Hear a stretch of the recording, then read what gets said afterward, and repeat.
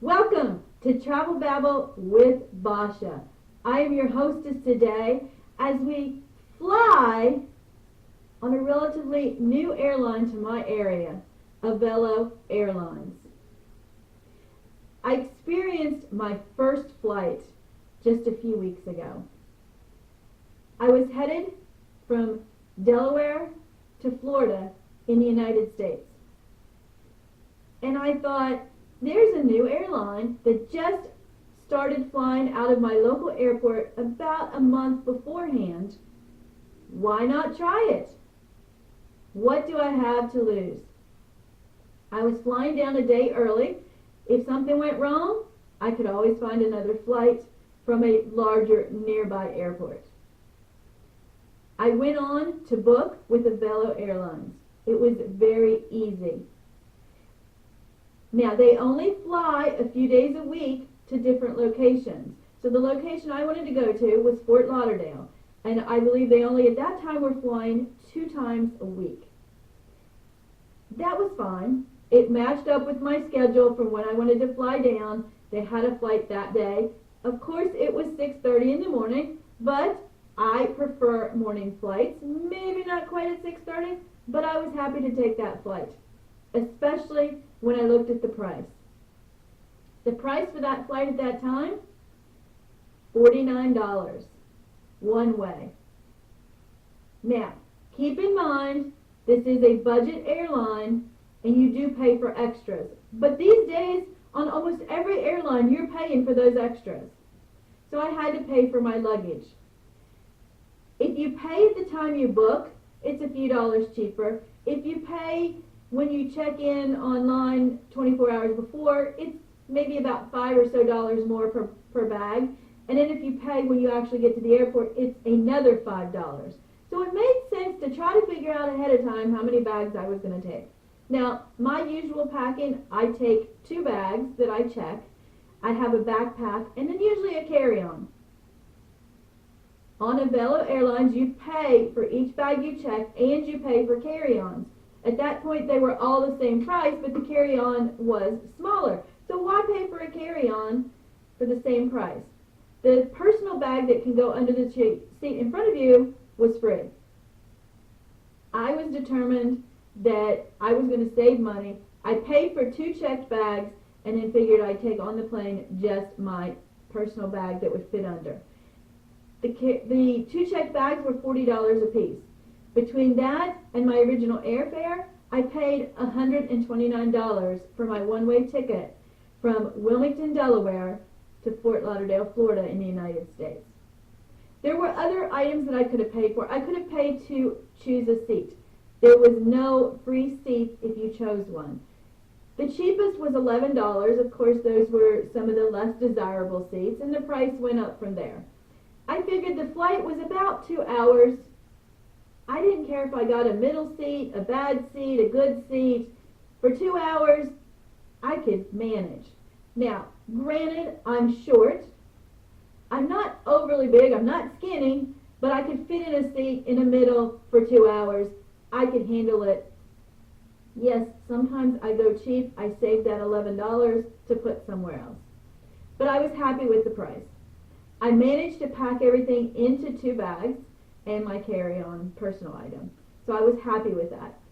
I arrived at the airport a little bit in advance, as normal. It was very easy. I was dropped off. I walked right in the door. There's not a lot of ways to get lost as long as you get dropped off where it says passenger drop-off. I walked in. I walked pretty much right up to the desk. There were 3 people standing there checking people in. There were 2 there. I stood for a minute while one finished, and I went right up to the 3rd guy. He was very personable, very nice. I handed over my passport, which I use generally for my identification document. He, as he was looking through it, was talking to me. He noticed some of my passport stamps, so we started talking about some of the places I had visited.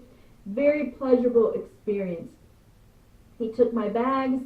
He made a comment on how I was so very close to the limit and I must know how to use every ounce available, and I said this was not my first trip. I've done this quite a few times. He put my bags back. I wasn't too worried. There was only one flight that day out of that airport. If they didn't make it on a flight, they weren't making it, but I knew they weren't going to be put on the wrong plane. I then proceeded to go to the security gate. Now, there's only one security gate. It's very simple. The line was not very long. Again, it was only one flight. We were the only flight. I waited for maybe a few minutes while people went through. I do have TSA Free Check.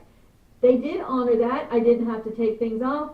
I didn't have to take things out of my bag because of the TSA Free Check. However, they only have the old-fashioned metal security detectors. They don't have the ones where you stand and you put your arms up and they do the full body scan. Because I have an artificial knee, I always set off the x-ray scanners. Generally, I tell them ahead of time when I'm at a bigger airport and they put me through the full body scan. Because they didn't have the full body scan, I had to get a pat down, I had to take my shoes off, go back through just to make sure. Then I got a pat down, they pulled me over and they had a woman and she explained to me, like they normally do, I'm going to have to do a full pat down. Now, I've had some pat downs even after going through the full body scanner, but they're just, you know, hey, just a little bit wherever they saw something. This was a full body pat down. I commented to her when she was explaining to me what she was doing. I said, you know, I've been in the Middle East. I've had them. I've been pulled into extra curtained off rooms. I know what this is like because I've flown there. And she informed me she was from Jordan. She was used to these pat downs and doing them as well. So she did a very thorough job. The only thing is, of course, that added some extra time because then they had gone through my bags while I was doing that. I had to put my shoes back on. I had to put everything else back on. Again, not a big deal because there were not many people there. And this was taken off over at the side while other people were still going. I wasn't backing up the line because I would have felt bad about that. I was through. I went into the waiting room. Straight ahead from the security gate, there was a little bit of a waiting room, and the gate was over to the side. And then if you went around the corner, there was another waiting room. In that area, there were plenty of seats for pretty much everybody to sit down if you wanted to. Some people want to stand. Sometimes I stand and walk a little bit because I know I'm going to be sitting for 2 hours. But there were plenty of seats there. There were also some bathrooms back in the back that were convenient, good size. There were some vending machines. Some people were getting some breakfast out of the vending machines. It was a good place to just relax. When they started calling boarding, they started, of course, with Group 1.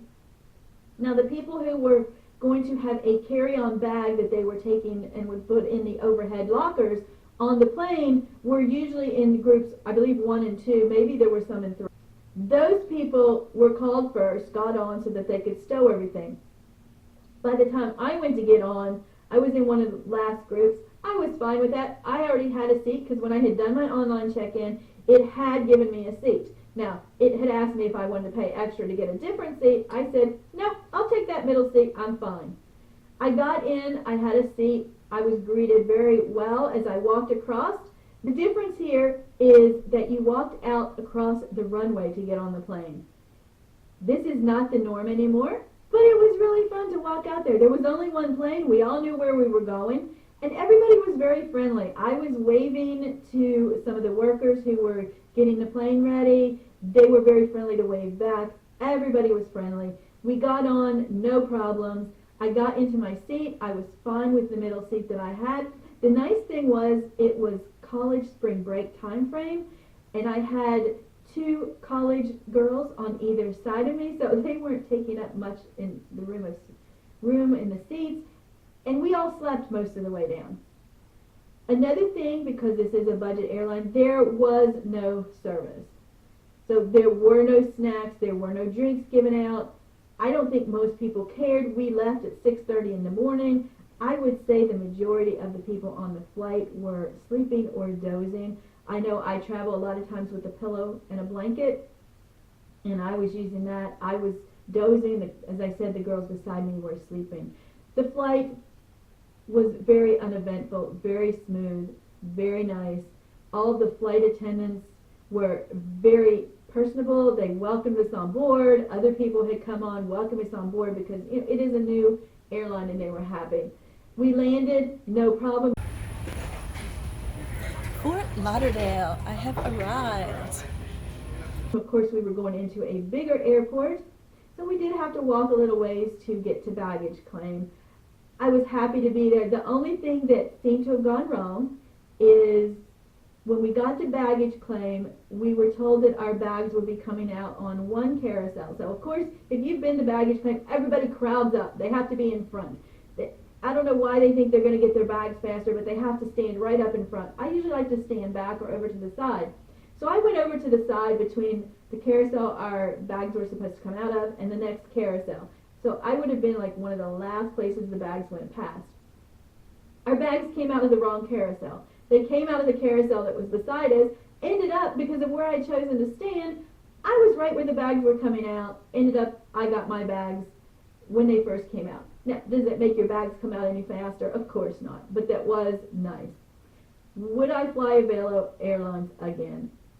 Yes, I would. I did not fly them on my trip back because it was spring break time. The prices were higher on the trip back, and I would have also had to stay overnight because of the limited flights that they fly to where I wanted to go. However, if it worked with my schedule, I highly recommend this airline. The people were very nice from the moment I walked into the airport, from the moment that I got off the plane in Florida. I have no complaints about any of the personnel. Everybody was very personable. The seats were nice. I felt like the seats were actually a little bigger than on some of the other airlines. Now, I don't know if they really were bigger or if it's because the two people on each side of me were very small, but they felt bigger. They felt very comfortable, and I really enjoyed the flight. If you get a chance, check out some of these budget airlines.